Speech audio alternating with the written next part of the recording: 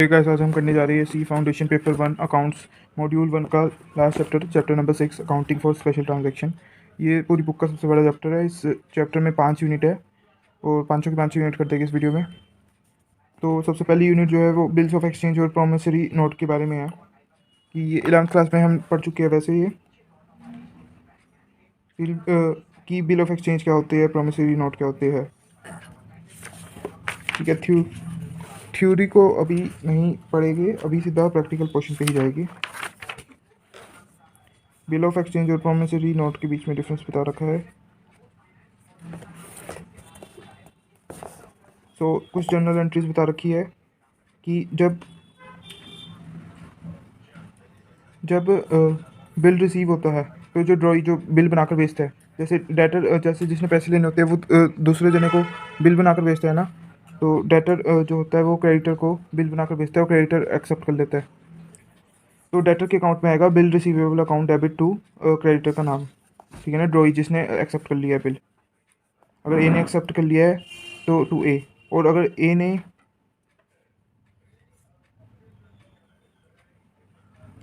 A sends to B the acceptance of B. A sends to B, हाँ। और अगर A ने वही किसी को इंडोर्स कर दिया है, इंडोर्स नहीं किया, वो भेजा है उसने, तो A उसके बुक्स में कभी डेबिट हुआ होगा, वो दोबारा क्रेडिट हो गया होगा। ठीक है। The person who receive the bill has 3 option.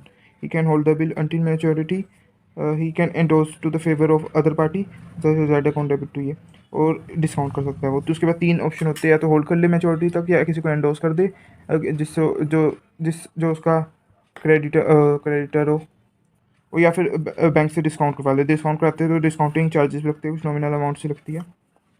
उसके बाद the first is the bill be paid.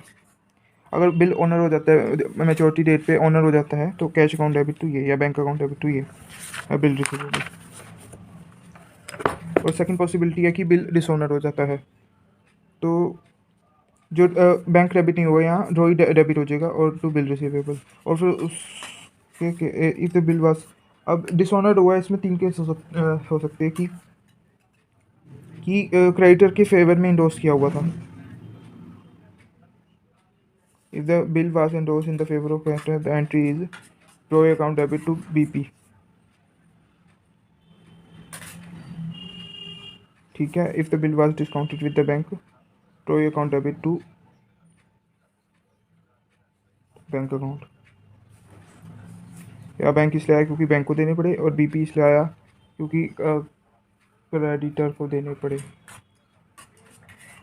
ठीक है, ये थोड़ी एंट्री अलग सी है, क्योंकि ये जो अगर बी ने ए को बिल दिया एक तरह से एक्सेप्ट करके, और ए ने उसको एंडोर्स कर दिया सी को, तो सी की अगर वो डिसऑनर हो गया तो सी की एंट्री में ए डेबिट टू बी आ जाएगा।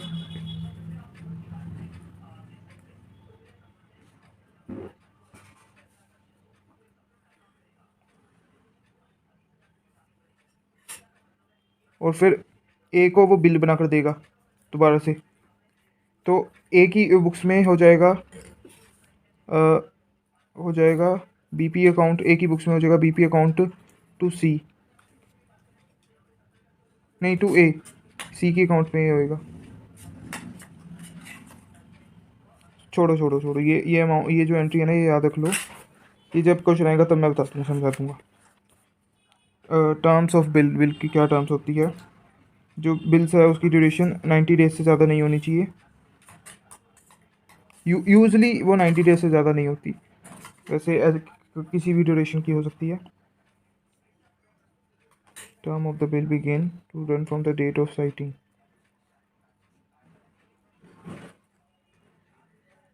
अब देखो, बिल जो है, बिल ड्रॉ किया जा सकता है आफ्टर साइट या आफ्टर डेट।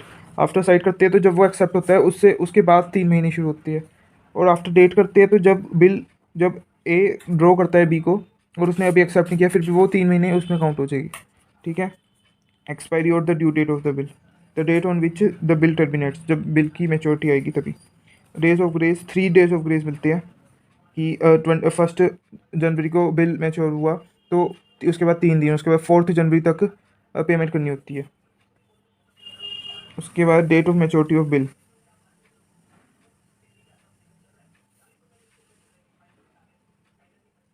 बल्कि तीसरे दिन में मैच्योर हो जाता है। और ड्यू डेट अगर 1 जनवरी है तो 3 दिन का ग्रेस मिलेगा, और मैच्योरिटी डेट 4 जन बन जाएगी। ठीक है। उसके बाद bill at sight. The bill at sight mean the instrument in which no time for payment is mention, और cheque is always payable on demand. ये बिल एट साइट मतलब कि हम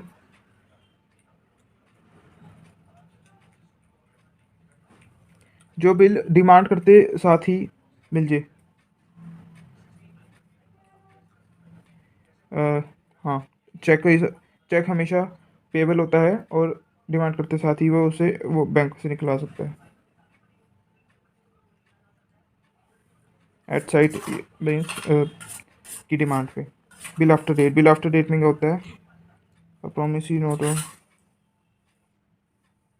on the day of after sight on the happening of which is uncertain. Bill after date means instrument in which time for payment is mentioned. The promissory note.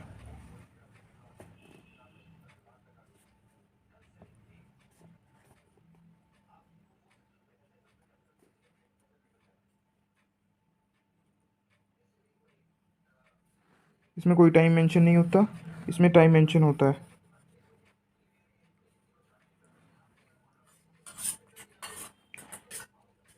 इसमें एक check दिया होता है, और कभी भी डिमांड करने पे पेमेंट आ सकती है, और इसमें एक जो टाइम दिया होता है उसी डेट पे टाइम आती है, पेमेंट आती है। ठीक है। उसके बाद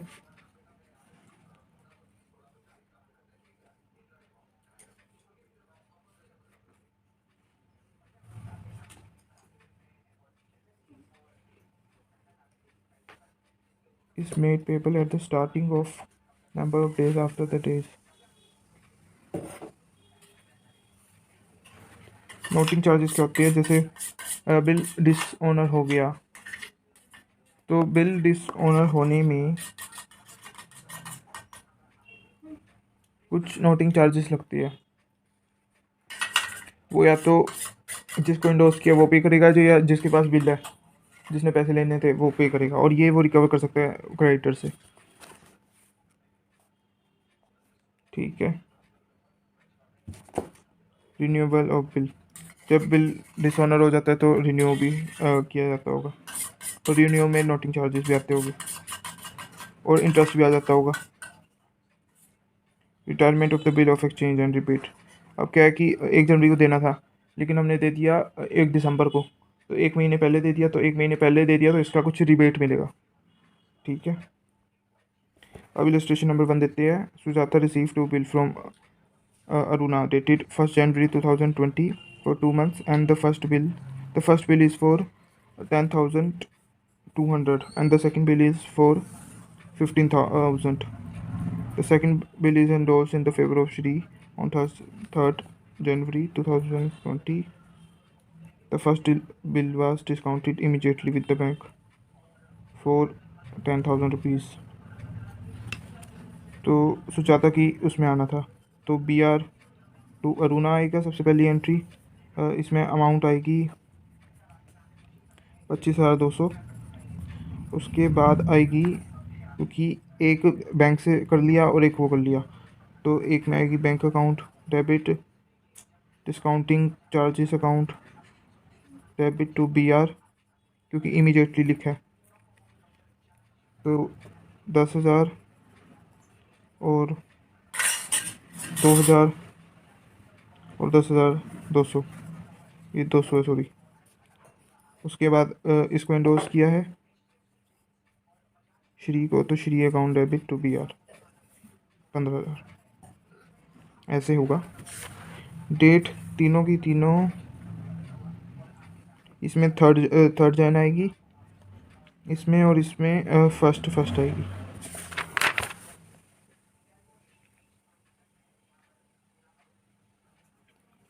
इसमें पता नहीं ये 4th क्यों लिख रखी है, फर्स्ट आनी चाहिए थी मेरे ख्याल से, तो इमीडिएटली करा लिया। इमीडिएटली जब करा दिया है तो फर्स्ट को मिले थे, फर्स्ट को इमीडिएटली करा लिया, तो फर्स्ट आनी चाहिए थी यहाँ डेट मेरे हिसाब से। ठीक है, अब इलस्ट्रेशन सेकंड देखते हैं। Vijay sold a good to Pritam on 1 September 2019 for 1,06,000। Pritam immediately accepted the bill for 3 months. On the due date, patient death requested that the bill be renewed for the fresh period of 2 months. Agree and provide the interest rate इतना। अब यहाँ 9% लिखा है, 9% per annum लिखा होता तो हम महीने के साथ निकालते, लेकिन यहाँ 9% लिखा है खाली, तो मतलब 2 महीने की 9% लगाए है। Pass page immediately in cash to Pritam agreement. Second bill pass books of Vijay. Vijay की बुक्स में बनेगा सबसे पहले BR टू प्रीतम। सबसे पहले सेल हुई है क्या? सबसे पहले सेल हुई है, उसके बाद BR टू प्रीतम, उसके बाद 3 महीने बाद BR डेबिट हो जाएगा, टू प्रीतम फिर से हो जाएगा। उसके बाद cash to cash to interest on आ जाएगा। ठीक है, या प्रीतम डेबिट आ जाएगा क्योंकि प्रीतम बीच में इन्वॉल्व है, तो प्रीतम कैश दे देगा और नया बिल मिल जाएगा उसको। प्रीतम के उसमें भी हो जाएगी एंट्री। इलस्ट्रेशन नंबर 3 में है on 1 January 2020 Ankita sell goods इतने to Bhavna and draw bill of 3 months for amounting accept and return to इतना। On 1 March Babita retired her acceptance. 1 मार्च मतलब 3 महीने का बनवाया था, तो 1 जनवरी से फरवरी पहला महीना, फरवरी से मार्च दूसरा महीना, मार्च टू अप्रैल, 1 अप्रैल को होना था ड्यू, लेकिन उसने 1 महीने पहले करा लिया, तो उसके 12% पर एनम का वो रिटर्न वो रिबेट मिली, तो 1 महीने का 1% मिली होगी, तो 1% मतलब 5,000 मिली होगी उसको रिबेट। दोनों की बुक्स में एंट्री कर देगी। उसके बाद ये इंपॉर्टेंट लग रखी है मैंने इलस्ट्रेशन। इलस्ट्रेशन नंबर 4 है। इलस्ट्रेशन नंबर 4 है कतरक की बुक्स में हमें पास करनी है एंट्री। कतरक acceptance to Basu for 2,500 discharge by cash payment of 1,000 and a new bill for balance plus 50 rupees interest. ठीक है, तो यहाँ एंट्री जो आएगी वो आएगी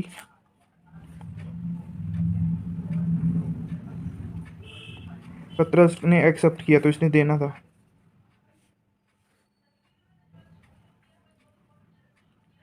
ठीक है, तो इसने की होगी बासु टू BP पहले की होगी। अब क्योंकि डिसऑनर हो गया तो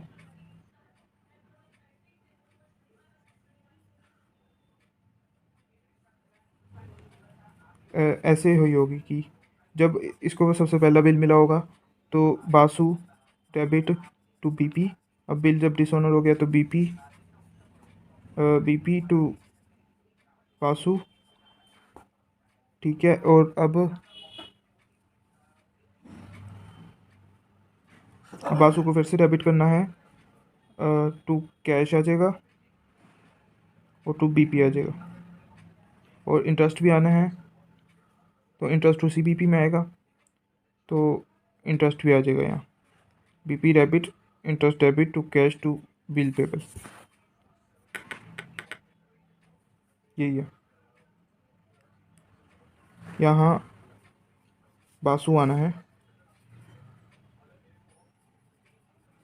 ठीक है, उसके बाद mister Gupta accept 4,000 which was endorse to Karan by Karan करतक अच्छा टू वाज डिसऑनर, बल्कि इसने करतक ने इनसे पैसे लेने थे और इसका बिल एक्सचेंज इंडोर्स कर दिया इसको। मेहता वास्तु एम मेहता, क्योंकि ये वाला बिल हो गया, तो ये तो सबसे पहले ये फिर से वो हो जाएगी, क्रेडिट हो जाएगी।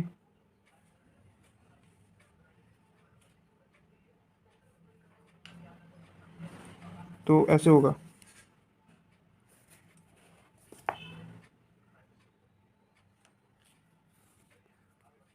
मेहता के अकाउंट में सबसे पहले तो जो ये है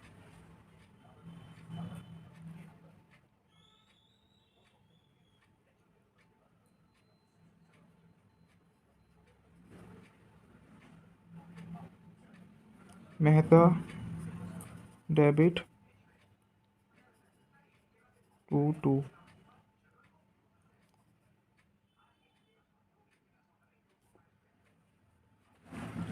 इन्होंने मेहता डेबिट टू गुप्ता कर दिया सीधा। गुप्ता डेबिट टू मेहता क्यों किया इन्होंने?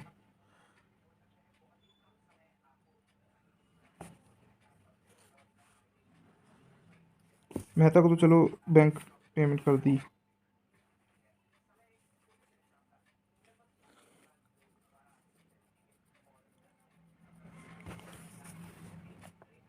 मेहता तो गुप्ता ही होगा, गुप्ता तो मेहता ही होगा, ठीक है। उसके बाद retire the bill of drawn by करता फॉर, इन्होंने मतलब पहले पेमेंट दे दी। तो bank account debit, discounting account charges to debit to B R 90/10/2000, यही है। उसके बाद करता है acceptance to Patel for 5000 but start by इतना। मूडी एक्सेप्टेंस टू करता है ऑफ सिमिलर अमाउंट,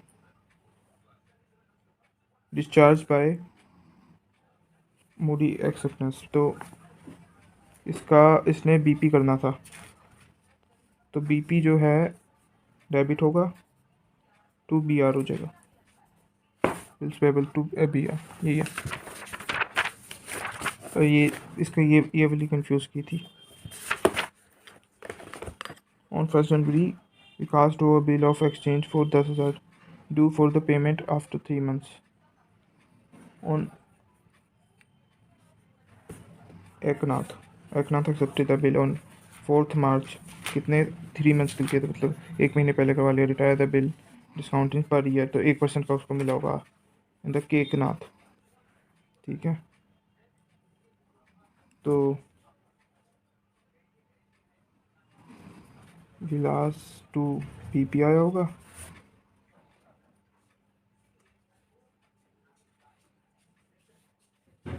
और तो पीपी तो बैंक आया होगा।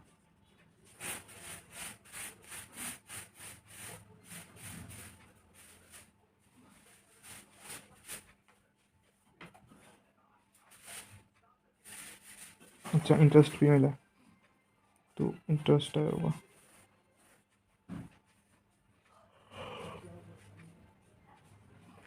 इंटरेस्ट इनकम है ना, एक तरह से रिबेट जो मिल गया, तो ये क्रेडिट हुई है। तो bill of exchange due to, अब ये सेम है, इसमें इसकी करनी है। तो बी आर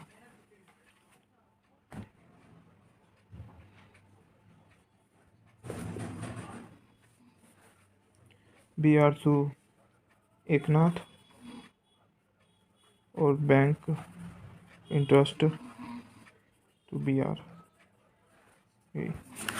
उसके बाद इंसॉल्वेंसी, कि जब कोई इंसॉल्वेंट बन जाता है तब उसमें डेफिशिट जो लॉस होता है उसे डेफिशिएंसी अकाउंट में कर देते हैं। तो इस मिस्टर डेविड ने ड्रॉ किए 2 बिल्स ऑन इतने इतने, is of 2 month while the is of 3 months. ये 2 महीने का है, ये 3 महीने का है। अफेक्टेड बाय थॉमस ऑन इतना, मतलब 2 महीने बाद। Requested to renew the first bill with the interest of इतने पर एनम। तो अब ये वाला बिल plus 18,000 first bill for the period of 2 months, तो ये होगा 6, 3% प्लस 3% के लिए 2 महीने के लिए और होएगा। टू द प्रपोजल और Thomas retire the acceptance of 10,000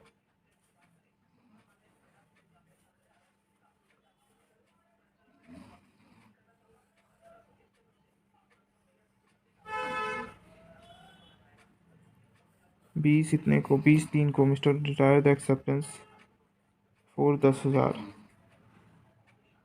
and the interest amount, बल्कि 100 रुपये का ये मिल गया। Before the due date of the renewal of Thomas become insolvent and only 50 paisa is recover from state. तो सबसे पहले तो इन दोनों की एंट्री बुक्स किसकी, डेविड की बुक्स में। तो बी आर टू सबसे पहले, अच्छा बी आर दोनों अलग अलग दे रखे, बी आर टू थॉमस है, बी आर टू ये है, ठीक है। उसके बाद आएगा 1 4 की एंट्री, 3 4 की एंट्री। 3 4 की एंट्री में क्या होगा, 3/4 को तो ड्यू होना था, तो mister Thomas debit to BR1 हो जाएगा। उसके बाद नया बिल वो इशू होएगा 3% इंटरेस्ट के साथ, 3% इंटरेस्ट इसका तो हो जाएगा 180। तो आ जाएगा BR debit to Thomas to interest, ठीक है, 180, तो 6080 का बैठेगा, ठीक है। उसके बाद 20 तारीख को bank account debit, interest account debit, interest में ब्रैकेट में डिस्काउंट लिखेंगे टू BR2, ठीक है। हाँ, और उसके बाद जो ये बिल था, तो before the due date of, ये वाला इसकी ड्यू डेट तो पता नहीं, तो डेट तो पता ही नहीं, तो बिफोर द ड्यू डेट हो जाएगा Thomas account debit to Thomas account debit to BR, उसके बाद bank account debit, deficiency account debit to Thomas, 50 paisa receive हुआ, ठीक है। दोनों को एक लिख लिया। 7th में इन्होंने डेट दे रखी है, before the due date of the renewable bill लिखा है, इसमें 7th तो दे ही नहीं रखा, 7th में तो दे ही नहीं रखा, ये चीज़ यहाँ पर थोड़ी गलत है, ठीक है। अब देखते हैं अगला क्वेश्चन नंबर 8। 8th क्वेश्चन देखते हैं। 8th क्वेश्चन में है रीटा ऑन, बल्कि रीता ने ऑन 1 लाख रुपया टू सिमरन, ठीक है, ऑन 1 अक्टूबर 2019 रीटा ने एक्सेप्ट कर लिया बिल सिमरन ने जो दिया है अमाउंट टू 3 मंथ के लिए। Rita got the bill discount from his, इतने डिस्काउंट चार्ज 1000 रुपये लगे। Before the due date approach to Seema for the renewable of new bill agree to the condition that immediately together with the interest of be paid immediately together with the interest of itne, and for the balance should accept the bill for 3 months. This arrangement was carried out, but after Rita became insolvent, 50% of the amount would be recovered from his estate. तो सिमरन, अच्छा सिमरन की उसमें करनी है, तो BR2 Rita होगा सबसे पहले। एक सेकेंड, इसमें क्या होगा, एक सेकेंड, इसमें सबसे पहले आएगी एंट्री है BR डेबिट टू रीटा, उसके बाद दूसरी एंट्री आएगी क्योंकि उसने डिस्काउंट करा लिया है bank to discounting charges to BR। अब उसके बाद रीटा उसके बाद पहुंची है कि मैं नया बिल बनाऊं, तो BR तो हो जाएगा रीटा टू बैंक। रीटा का जो बिल है वो मीट नहीं हो पाया, वो पहले पहुंची और उसने कहा कि नया बिल करो। तो जो 4th एंट्री आएगी, सबसे पहले तो उसको पेमेंट करनी है, तो इसको बैंक अकाउंट मिलेगा तो इंटरेस्ट मिलेगा सबसे पहले, तो कितना मिलेगा,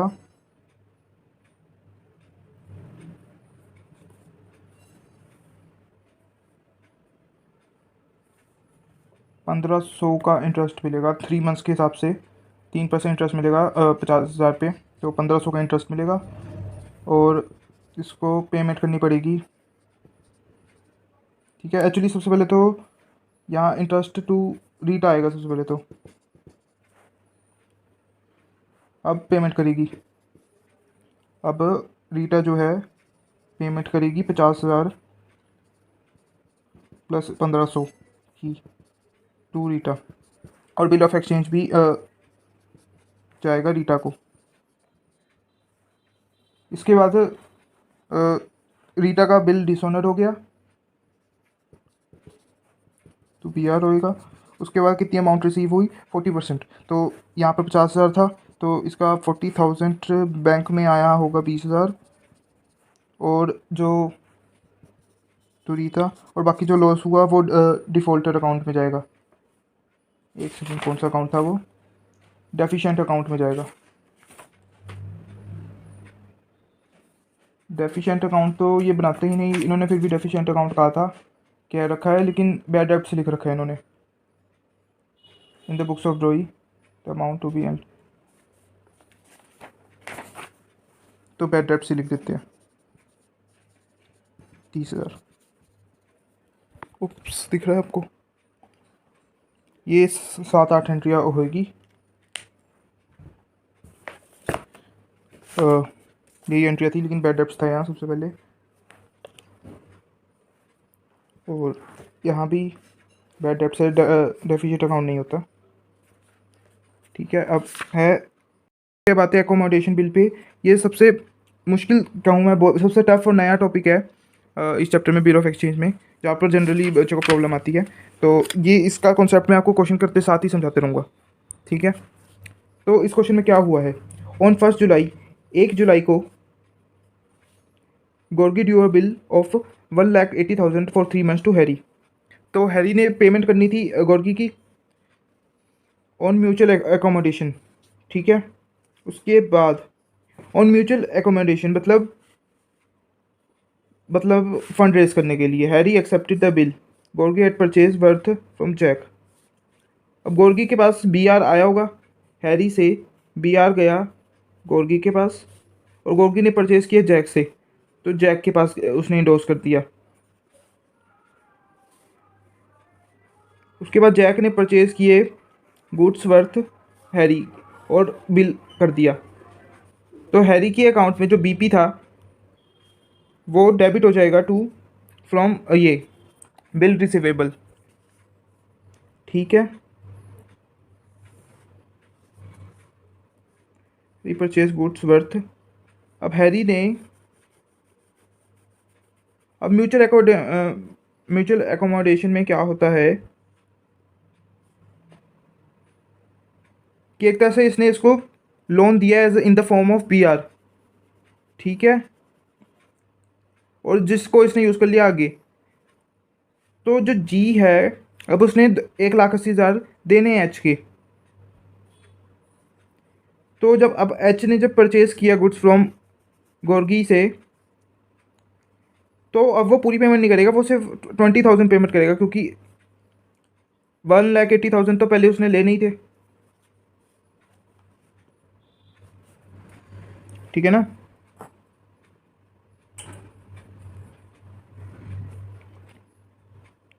तो ये केस है।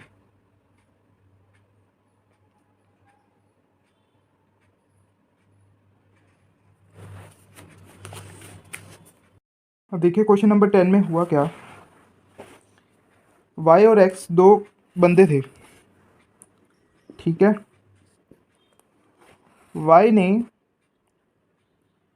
X ने एक बिल ड्रॉ किया Y के ऊपर, और Y ने उसको एक्सेप्ट करके वापस भेज दिया। तो एक तरह से Y के यहाँ लाइबिलिटी हुई, तो Y का बुक्स में BP होएगा, और Y को X को रिसीव होना है, तो X रिसीव करेगा। अब X ने क्या किया, X discounted the bill from the bank, from his banker at the rate 6% per annum, बल्कि ये डिस्काउंट दे रखे, डिस्काउंटिंग चार्जेस दे रखी है। तो X गया बैंक के पास। ठीक है, और ये बैंक को दे दिया पैसे, और बैंक ने अब X को कितने पैसे दिए, 4,000 देने थे, लेकिन जो 6% पर एनम, 6% पर एनम, और फॉर 12 मंथ्स के लिए। तो 4 मंथ्स के लिए कितने होगा, 4 मंथ्स के लिए 2% हो जाएगा, तो 2% मतलब 80 रुपीज़। तो इतने रुपीज़ बैंक ने X को दे दिए। अब X ने क्या किया, क्योंकि म्यूचुअल एकोमोडेशन था कि फंड रेजिंग ही करनी थी, तो X ने Y को 50% अमाउंट दे दी। तो 15% अमाउंट तो एक तरह से 2,000 देने चाहिए थे, लेकिन उसने डिस्काउंटिंग चार्जेस भी तो 50% बैठेगा, तो उसने 1,960 रुपीज़ दे दिए। अब हुआ क्या, 4 महीने बाद ड्यू डेट पे X ने, अभी तो X ने अमाउंट देनी थी, बचे हुए 2,000, जो बचे हुए 1,960 ज़ीरो अमाउंट जो थी। अब ड्यू डेट पे क्या हुआ, क्योंकि बैंक ने पैसे लेने थे वाई से, क्योंकि वाई के नाम पे ही बिल था, तो बैंक पहुंचा वाई के पास कि भाई पैसे दो, पैसे लेने के लिए पहुंचा, और वाई ने भी दे दिए पैसे। कितने, बैंक को तो 4,000 ही चाहिए थे, बैंक को डिस्काउंट से क्या मतलब। तो अब क्योंकि वाई के पास तो इतने ही पैसे आए, मतलब 2,000 आए एक तरह से। अभी तो 2,000 उसने लेने हैं, 2,000 माइनस डिस्काउंट चार्जेस काट के पैसे तो लेने हैं ना एक्स से। सॉरी सॉरी, एक्स से तो वो 2,000 ही लेगा, क्योंकि जो 40 रुपये का अमाउंट था वो एक्स ही तो बियर करेगा, उसको 4 महीने तक 2,000 रुपये मिले। ठीक है, तो अब एक्स और वाई के बीच में खाता है, तो वाई कहता है मेरे पास तो पैसे हैं नहीं, तो अब वाई कहता है कि अब तू मेरे को एक बिल एक्सेप्ट कर, तू, मैं तेरे को एक बिल ड्रॉ कर रहा हूँ, तो उसे एक्सेप्ट कर। तो एक्स कहता है ठीक है। तो एक्स, अब एक्स की अकाउंट में बीपी हो जाएगा और वाई के अकाउंट में बीआर हो जाएगा। अब वाई अपने बैंकर के पास जाता है और बिल कितने का देता है, 7,000 का देता है। अब 2,000 अमाउंट देनी थी, 7,000 का दे दिया उसने, क्यों, ये भी म्यूचुअल एकोमोडेशन पे हुआ है। ठीक है, तो अब वाई अपने बैंकर के पास जाता है और कहता है कि मेरा बिल डिस्काउंट करो। बैंक कहता है कर देते हैं हम। तो 7,000 का बिल अब ये बैंक को डिस्काउंट कराता है, और बैंक कितने अमाउंट देता है, 6,600। तो इसमें से वाई सेंड करता है 1,300। ठीक है, लेकिन वाई एक्चुअल में अगर देखा जाए तो वाई 1,300 सेल नहीं करता, वाई जो है सेंड करता है 1,300 प्लस 2,000। अभी 2,000 कैसे है, क्योंकि एक्स ने वाई के 2,000 देने थे, तो वो यहाँ पर हम इंक्लूड कर लेते हैं। अब ये हिसाब कोई नहीं रहा इनका, अब ये सारा हिसाब कोई नहीं रहा। तो अब कितना अमाउंट दे दी, 33 3,300 दे दी 6,600 में से, मतलब 50% अमाउंट दे दी। अब इसकी ड्यू डेट पे बैंक अब एक्स के पास जाएगा, क्योंकि एक्स ने इशू कर रखा है, एक्सेप्ट कर रखा है बिल, तो बैंक एक्स के पास गया और एक्स इंसॉल्वेंट हो गया, एक्चुअली ड्यू डेट से पहले ही इंसॉल्वेंट हो गया। तो अब बैंक किसके पास जाएगा, अब बैंक वाई के पास जाएगा कि तुम्हारा बंदा जिसने तुमने जिसका बिल दिया था, जिन्होंने एक्सेप्ट किया था, वो तो हो गया। तो बेल को वाई को 7 के 7,000 बैंक को देने पड़े। बैंक को तो डिस्काउंटिंग चार्जेस से कोई मतलब नहीं है। तो अब वाई ने एक्स को देने कितने हैं, नहीं सॉरी, वाई एक्स से लेने कितने हैं,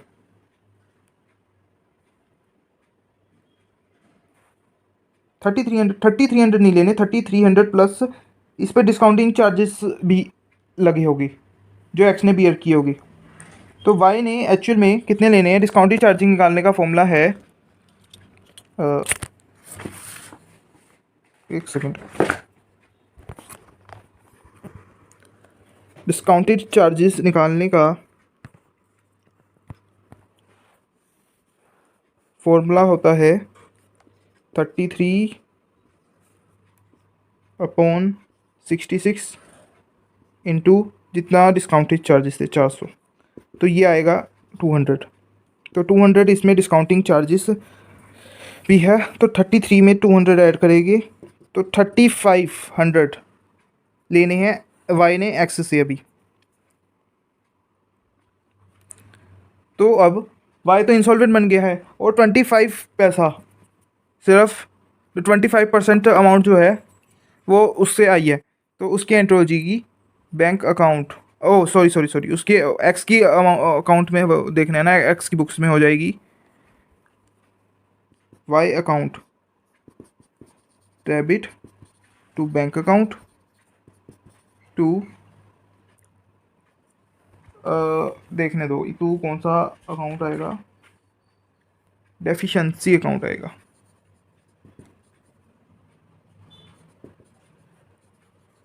डेफिशिएंसी अकाउंट। और कितनी अमाउंट आएगी, 3,500 लेने थे, इसमें से 25 पैसा अमाउंट रिकवर हुई जो कि है 875, और बचा हुआ अमाउंट डेफिशिएंसी अकाउंट में जाएगी। ठीक है, तो ये पूरा क्वेश्चन था, ये पूरा एकोमोडेशन का ये पूरा क्वेश्चन था। इसको अच्छे से देख लीजिए, दोबारा देख लीजिए अगर देखना हो तो। और क्वेश्चन इलस्ट्रेशन नंबर 11 पे पढ़ते हैं अब क्वेश्चन नंबर इलस्ट्रेशन नंबर 11 में क्या हुआ, एक्स और वाई, यहाँ पर भी एक्स और वाई दो जनी है, एक्स ने वाई को बिल ड्रॉ किया और वाई ने एक्सेप्ट कर लिया फॉर 3 मंथ्स। तो एक तरह से वाई से एक्स के पास गया है, वाई के अकाउंट में बीपी होएगा और एक्स के अकाउंट में बीआर होएगा। कितनी अमाउंट है? 30,000। अब वाई एक्स ने इसको अपने बैंकर से डिस्काउंट करा लिया, ठीक है। और बैंक ने कितनी अमाउंट दी? 28,800 दिए अमाउंट, क्योंकि म्यूचुअल एकोमोडेशन था तो अब वाई को भी चाहिए था। वाई ने ऐसा कहा होगा कि 30,000 मैं तेरे को दे देता हूँ और जिसमें से तू मेरे को 10,000 का बिल दे दियो, ठीक है, और 20,000 बाद में दे दियो। तो 10,000 इसको देने थे, लेकिन 10,000 में से डिस्काउंटिंग चार्जेस माइनस करेंगे। तो अगर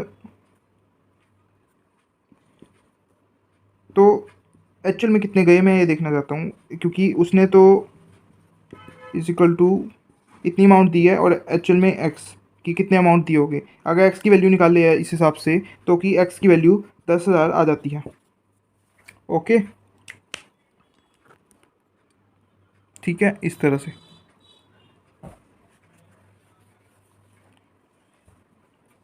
को अमाउंट दे दी। कितने की अमाउंट दी? 9,600 रुपये की अमाउंट दे दी। On the due date X being unable to remit the amount and accept the bill. अब ड्यू डेट पे वाई बैंक के पास पहुंची, बैंक वाई के पास पहुंचा तो वाई ने कॉल किया एक्स को कि यार मैं बैंक वाले आए, बैंक वाले को तो मैं दे दूंगा, तू मेरे को दे देगा ना जो 20,000 देनी है। तो एक्स कहते हैं ना भाई, मैं तो इंसॉल्वेंट हो चुका हूँ। तो वाई और बैंक में तो वाई कह रहा है पहले तुम तो जाओ, और इसने 30,000 दे दिए होगे इसको। तो अब वाई और इसका दोबारा से हुआ है, जिसमें अब वाई इशू करता है बिल एक्स को, बीपी और बीआर। अब इस केस में रिसीव कितने करने हैं? वाई ने। अब वाई अपने बैंक के पास जाता है और इसको डिस्काउंट करवाता है। ये 40,000 रुपये का दिया था, ठीक है, 20,000 तो लेने थे इसने, तो ये 42,000 का दिया, सॉरी। तो ये डिस्काउंट कराकर मिलती है इतनी, जिसमें से वाई सेंड करता है 6,740। लेकिन क्या इतनी ही सेंड की होगी? नहीं, जो 20,000 यहाँ देने थे वो भी इसमें इंक्लूड करेंगे। और फिर एक्चुअल में अब डिस्काउंटिंग चार्जेस अगर हटाकर देखें तो अगर फॉर्मूला लगाए रेशो तो सेम होती है, क्योंकि 40,110/42 मिले हैं और उसने भेजे है 26740। तो कितने भेजे होंगे? इसको कैलकुलेट करें तो अमाउंट आती है 28,000 भेज दिए 42 में से। ओके, अब आ जाते हैं इधर, ठीक है। अब ड्यू डेट पे क्या हुआ? मैच्योरिटी डेट से पहले ही जो एक्स था वो इंसॉल्वेंट बन गया। तो अब बैंक वाई के पास जाता है कि लाओ भाई 42,000 दे दो। तो वाई कहता है यार ये तो क्या करूँ मैं। तो वाई यहाँ पर भी बैंक को निपटारा करता है 42,000 का। और अब वाई ने एक्स से कितने अमाउंट लेनी है? 28,000 ही लेना है ना। और बैंक करप्ट हो गया और 50 पैसा मिला है। तो वाई की बुक्स में आएगा bank account debit, bad debts account दिख रहा है आपको, बैंक अकाउंट डेबिट, बैड डेब्ट अकाउंट डेबिट टू वाई, और अमाउंट आएगी 14,000, 28,000। और एक्स की अमाउंट में, एक्स के उसमें आएगा Y account debit to bank account to deficiency amount, to deficiency amount. ये 28, ये 14 और ये 14। आंसर देख लेते हैं। एक्स की अमाउंट में यही आ रहा है और वाई के अमाउंट में भी यही आ रहा है।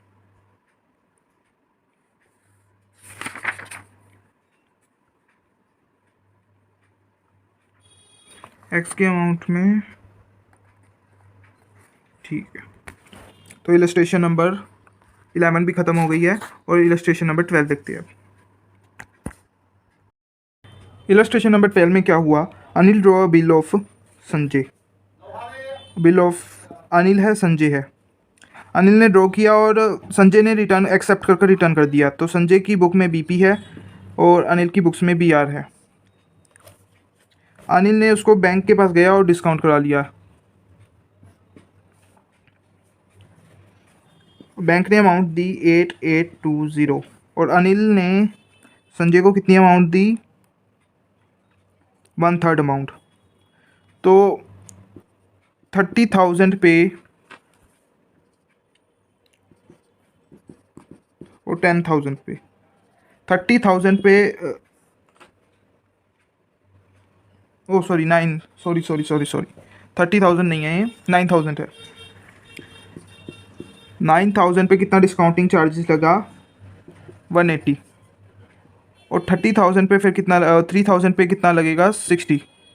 ठीक है, तो इसने पे किया 300 माइनस 60 इतनी अमाउंट। ठीक है,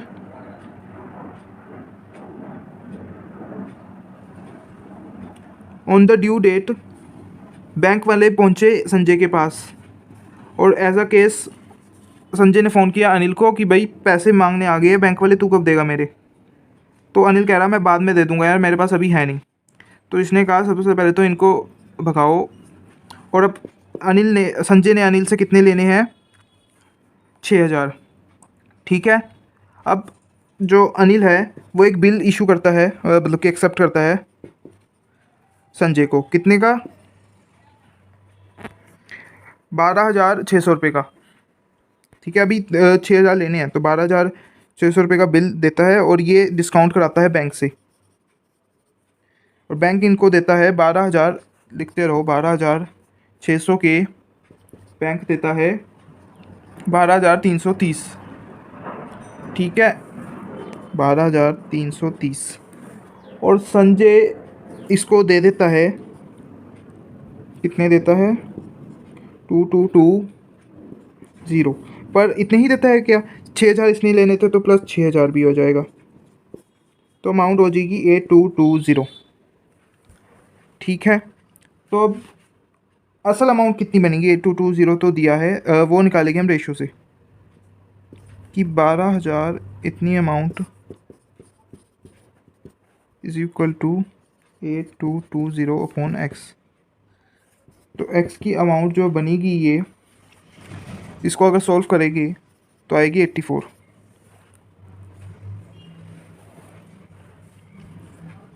तो 12,600 में से 84 तो इसने इसको दे दिए, संजय ने अनिल को दे दिए। अब बैंक वाले ड्यू डेट पे before the date of maturity Anil जो है इंसॉल्वेंट बन गया। तो अब इंसॉल्वेंट बन गया, ओके। तो अब बैंक वाले पहुंचे संजय के पास और संजय ने इनको दे दिए इनके अमाउंट। ठीक है, अब संजय ने अब लेने कितने हैं अनिल से, 84 ही लेने हैं। अब कितने पैसा, 50% ही हो पाया। तो संजय की बुक्स में हमें अनिल की बुक्स में डालना है। तो अनिल की बुक्स में जो लास्ट एंट्री होगी मेरे हिसाब से वो होगी, क्योंकि संजय का अकाउंट बंद हो चुका है, तो संजय अकाउंट डेबिट, और यही एंट्री थी लास्ट एंट्री। इसके बाद आता है बिल ऑफ कनेक्शन। तो इसमें क्या होता है कि जब हमारे पास बिल होता है और हम किसी एक बंदे को एम्प्लॉय करते हैं तो हम उसको कहते हैं कि ये बिल पकड़ो और ये कलेक्ट कर लेना इस ड्यू डेट पे, तो उसे कह देते हैं बिल सेंड फॉर कलेक्शन। ऐसा हमने समझना है। तो इसकी एक एंट्री आ जाती है एक्स्ट्रा, जैसे हमें बिल मिलता है वैसे हम बिल सेंड फॉर कलेक्शन कर देते हैं और ड्यू डेट पे जिस दिन रियलाइज़ होना है उस दिन वो पैसा आ जाता है। और अगर बिल ऑनर होता है तो बैंक अकाउंट डेबिट हो जाता है, अगर ऑनर नहीं होता, डिसऑनर हो जाता है या तो पार्टी डेबिट हो जाती है, जो पार्टी जिसने पैसे देने थे वही हो जाती है। ठीक है, उसके बाद बिल पेबल और बिल रिसीवेबल की वो कैसे बनती है कुछ। इसके बाद ये कुछ एक्सरसाइज के क्वेश्चन एमसीक्यूज जो अभी मैंने कर रहा है, अभी प्रैक्टिकल क्वेश्चन कर रहे हैं। प्रैक्टिकल क्वेश्चन में क्या है, सबसे पहले क्वेश्चन में on 1 January 2020 A sell a good for 10,000 to B and draw a bill at 3 months for the amount इतना, for the amount B accept the and return to bill B retired under the rebate of 1 March को, मतलब 3 महीने का bill बना था 1 महीने पहले, पर एनम, तो 1% का उसे रिबेट मिला होगा। तो in the books of B की एंट्री में बी की उसमें करनी है। तो सबसे पहली एंट्री आएगी परचेजेस टू ए, दूसरी एंट्री आएगी ए टू बी पी और तीसरी एंट्री आएगी BP to rebate to bank. ठीक है, यहाँ पर 1% की आएगी, तो 99,000 और 1,000 और यहाँ पर 100 ऐसे कुछ बनेगी। और अभी दिखा भी देता हूँ मैं आपको। देखिए, purchase to A to BP, और यहाँ पर एक 100, अच्छा 10,000 है, सॉरी 10,000 है, मैंने 1 लाख ले लिया तो मैंने 100 कर दिया था।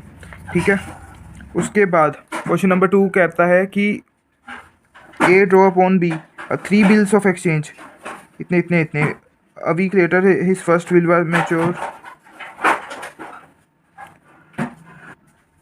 सेकंड क्वेश्चन में है कि ए ने ड्रॉ की है 3 बिल बी पे 3,000, 2,000 और 1,000 के।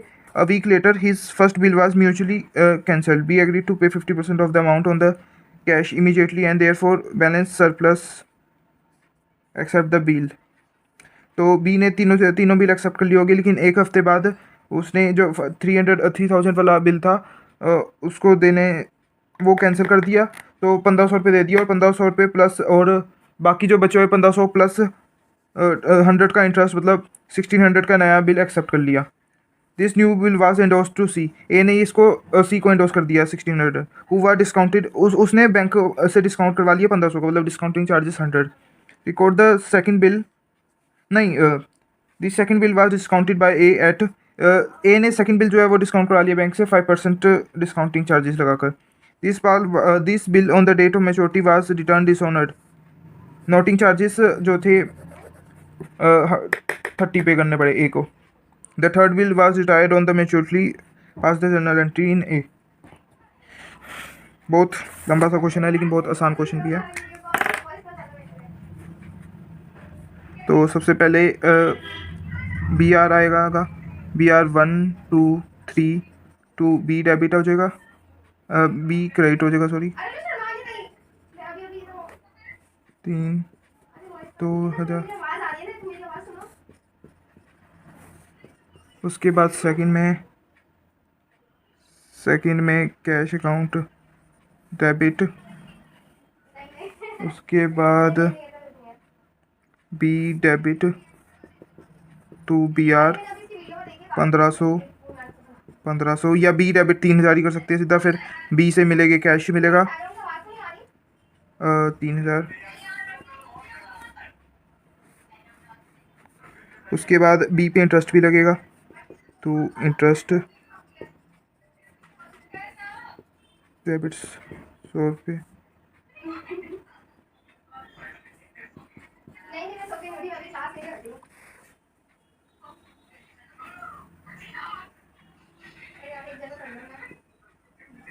उसके बाद कैश डेबिट, नहीं बी कैश नहीं, BR डेबिट टू B 1,600। उसके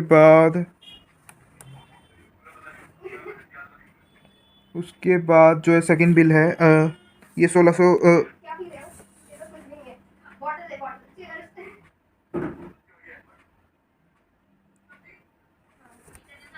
अभी ये C को एंडोर्स कर दिया है बिल, तो C डेबिट हो जाएगा A की बुक्स में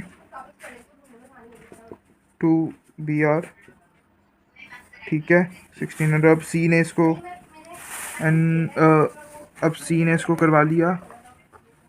अब सेकंड बिल की बारी आई, तो सेकंड बिल जो था 2,000 का, इसको डिस्काउंट करा लिया, तो bank account debit discounting charges to bill BR number 2। ठीक है, 2,000 और अब 5% का डिस्काउंट लगा तो 100 रुपये और 1,900 रुपये। The bill which was maturity date पे अब ये डिसऑनर हो गया। ठीक है, तो इसको पे करने पड़े बैंक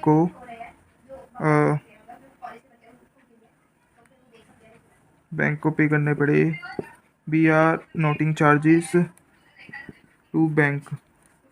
ठीक है, 30 रुपीज़ नोटिंग चार्जेस पे करने पड़े। उसके बाद बैंक है ये। ठीक है, तो A की बुक्स में अब B क्रेडिट हो जाएगा। अब B को देने पड़ेगी, क्योंकि B एक सेकंड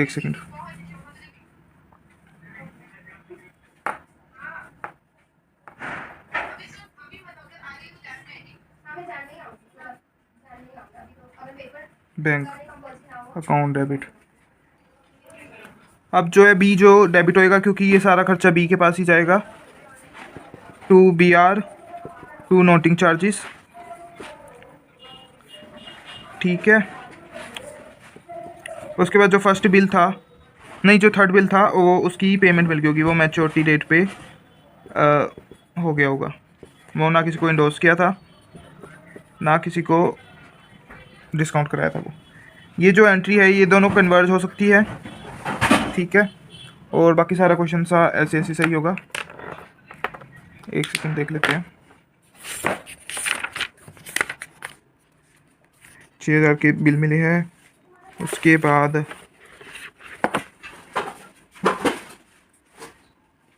कैंसिल हो गया है। चलो इन्होंने कैंसिल की, दोनों की अलग अलग एंट्री डाल दी। ओके, अब क्वेश्चन नंबर 3 करते हैं। क्वेश्चन नंबर 3 में एक सेकंड